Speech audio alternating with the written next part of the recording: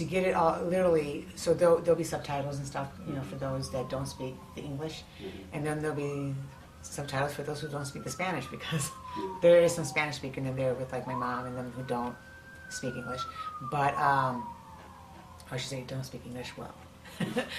But so it will be distributed all over, and we're actually meeting up with distributors that are already interested in the film. What, just for those of the viewers out there that don't know what the documentary is about, can you talk a little bit about what the documentary is about and how it's related to, you know, educating the people in regards to cancer? Yeah. Well, the documentary is about my journey with cancer, on how, what really caused the cancer, and, you know, what is it that we can do to prevent it. And prevention is so key, and what prevents it also cures it. And what I do is I also show in my journey is, you know, what teamwork really means, how you really need a team of people working with you at this time. I mean, you need people that are doing the research with you, and are, if they live in the house with you, eating the way you're eating, because it makes it so much easier. You don't want someone you know, frying a chicken and you're eating, you know, this raw leafy stuff, and you're getting the sense of it. So it kind of helps when you have everybody working with you. So it's really showing you in the documentary what teamwork really means, how you can beat cancer, even if they say you're at the last stage of cancer. It's like, God, that's the last stage. There's not another step to cancer after that. So now at least you know that's as far as you can go. And all it tells you is that from there is what you need to do, is talk with others who fought it naturally, and find out what they did, who they saw. And there's so much wealth of information out there that's one of the things that my documentary shows, that I did do my research, and the people I did meet because I was doing my research. And you'll find that even when people are like, oh my God, you just have to do chemo. You know, what are you doing? You know, why are you putting your family through this? And da, da, da. And it's like, wait, what am I putting my family through this? Why isn't my family coming through this with me? You know, let's learn this together. So that's what the documentary is all about, is those things that happen, all the things that pop up, because everybody's going to go through that. People are going to go through where people are going to be against it, and against everything you're doing, and you're going up this battle, and you're just like, ugh. But it's showing you how to get them to get on team with you, how to get them to, even if they don't agree with you, not fight with you through it, because then they understand what you're going through and how that's not going to be healthy or helpful for you. So in the journey, I mean, you'll see the coma, you'll see other things, and what's interesting is that most people will look at the, you know, at the clip and think, you know, she ended up in a coma because, you know, fill in the blank, whatever their story is that they create. What they're going to learn is that what actually got me into the coma was when they did the first chemo treatment, which was to seal the lung. That was the real purpose of the chemo, was to seal the lung because of leaking. And so you'll see when I go into the coma, but you'll also learn why it happened. A lot of people don't know why it happened. They're just like, oh, see, she didn't listen, and that's where to put her in. And it's like, no, the chemo actually put me in a coma, and I knew from the very beginning that if my goal was to do chemo, I wouldn't have survived it. I just knew from every cell in my body that was not going to work.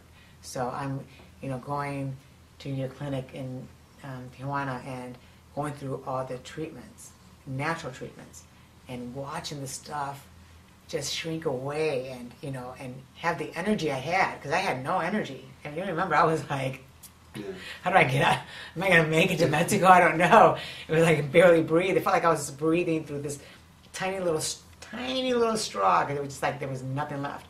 But I did get to learn that I was only using like 5% of my lung by the time I got to Mexico. It was like I just had very little usage to my lung, and they finally collapsed, as you know. You had to hurry up and get in there and get in that tube and fix it. But it, you know, it's showing that. It's showing and inspiring people. And you see me dancing in there, because dancing it helps the lymphatic system.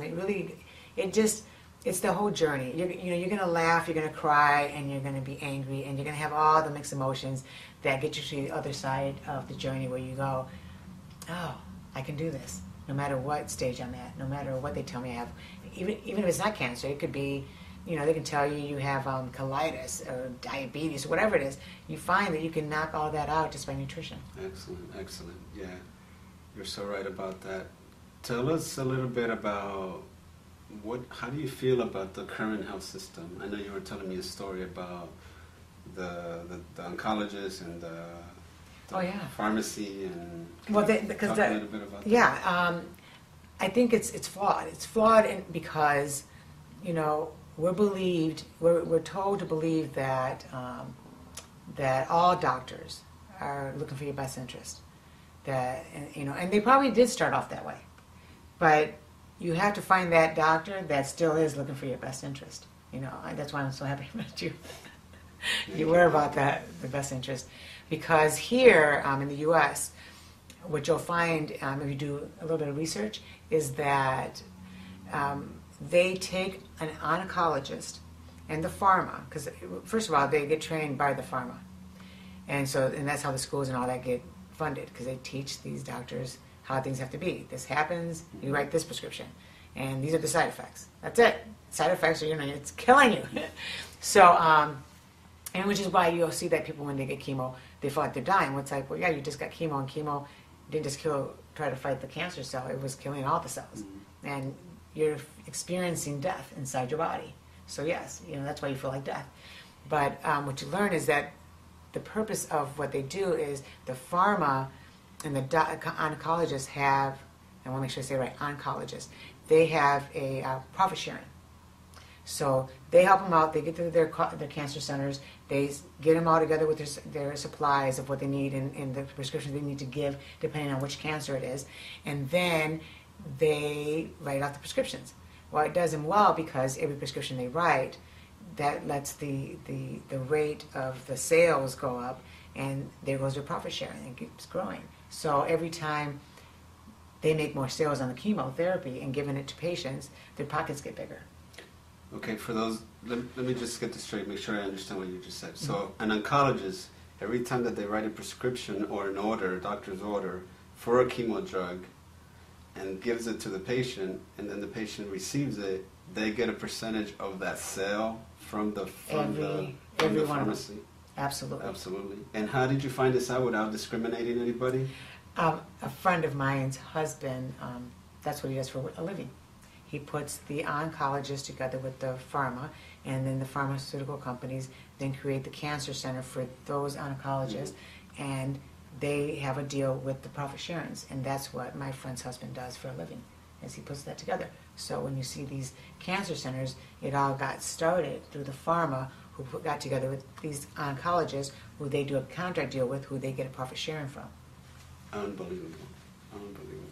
And they make $162.5 billion in profits a year. Wow. So it's So do you actually think that they're going to want to stop the treatment of cancer with chemotherapy drugs? Well, do you no. actually think that they want that? They would want it because right? they would have to say they don't want $162.5 billion in profit a year. Exactly. And any person, if they just took out that chemo part and they said, hey, would you like to make $162 billion a year? I don't know anybody on this planet would say no. Until some people, I think, would say no if they knew how. But a lot of people don't care how. And that's the sad truth. And so they're looking at, they know what they're going to avoid. This is just what they're going to keep doing because this is fattening up their pockets. And, the pharma does make $162 billion a year alone just on the cancer. How does one stop that? I mean, I don't like that. You don't like that. Most patients, it's the victims are the patients, basically. Yeah. So where do we start? What can you tell people out there? What can they do? Besides educating themselves on other options for treating. I think when we all collectively get together and make a point to say enough is enough, and and they start saving now, putting money in the bank. And first of all, take care of yourself nutritionally. But if you're one of those cheaters that cheat here and there, and you probably might get sick because of it, put enough money away that if enough people just started going natural, and they get better every single time, they're going to have to figure out a different way to make their money. And they're going to have to do it in a way where they're not killing people. And I think if they made it where doctors made money if they kept you healthy, and as long as you were sick, they didn't make anything, you will see a lot of people getting healthy real fast. And there's a few countries in Europe that have that philosophy. The doctors, the healthier the patients are, the more money they get. Yeah. Yeah. And that's what they need to do here. Yeah. I think if they brought that philosophy here to the U.S., I can guarantee you that even those doctors will start doing their research about nutrition in the body. They don't care to do that because they're like, they're making their money. People come into them regardless. They don't make money if you're well. They only make money if you're sick. You're not coming in to see the doctor if you're feeling good. So it doesn't benefit them. But if they switched it around and said, if you have to take care of that patient because they're sick, you make no money. So your job is to get them better. And when you make them better, that's going to make you money. I guarantee you will not have sick people, and you will see the system of health, the health system turn around. It's going to take all of us to get together to really make that stand. You know, picketing is not enough. Going and writing letters is not enough. Sending off emails is not enough. It's literally physically making that change. Doing your own research, going and finding those places, and not going, well, my friend said if I take this one seed, you know, your body's not your body is a whole form. So you need to take whole foods and whole things that make you know, the whole thing, which is why your cancer center clinic works. Because even while I was there was fresh food being cooked organically. So, you know, I was getting the organic food in there, no meat. You know, it's like if they did that here, oh my gosh, what a difference. So it's really that. I think people need to really make a stand and stop falling for the brainwashing of those people are quacks. If we started making, that might be the way to do it. If we start turning it around and laugh at them about their chemicals and stuff and making it how they start sounding like they're nuts, watch everybody go, that doctor's crazy. Because that's all they do is they use those little tactics of making fun of. Like kids. They're bringing the juvenile stuff. When you're a kid, how many kids, when you make fun of one kid, everybody else joins in? Yeah, he's great. Oh, you don't want to hang, and then nobody wants to hang with that person anymore. They're just using the same thing. But we're grown. We don't have we're too grown-up adults to fall into that little kid thing where they go, oh, did you hear what that doctor said? You know, he's a nutrition doctor. He's a nut. He said this will help. Well, did you yourself check it out? Have you tried it? Then what well, because so-and-so said it. Yeah, but did you try it? Go check it out and try it yourself and learn it yourself. And then start finding out that you fell into that little 5-year-old little thing where they like, making fun of that one guy or that one kid. And the whole time, that kid was right. Yeah, true.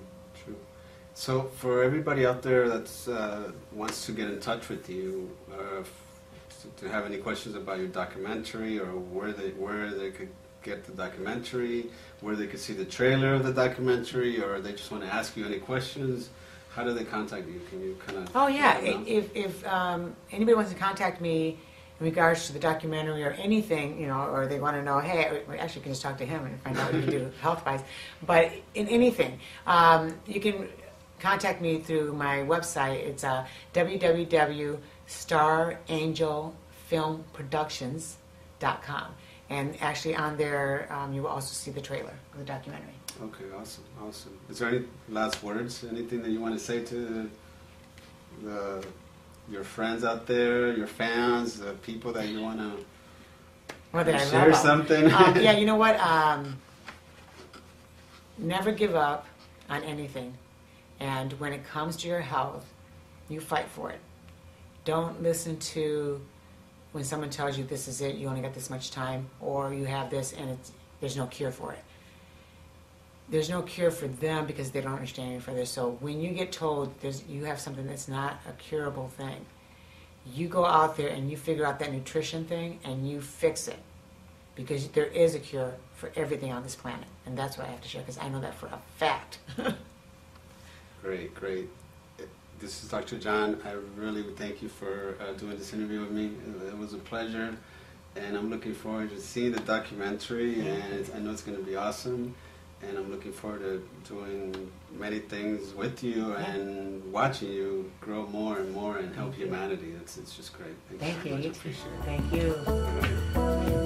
you. See you next time.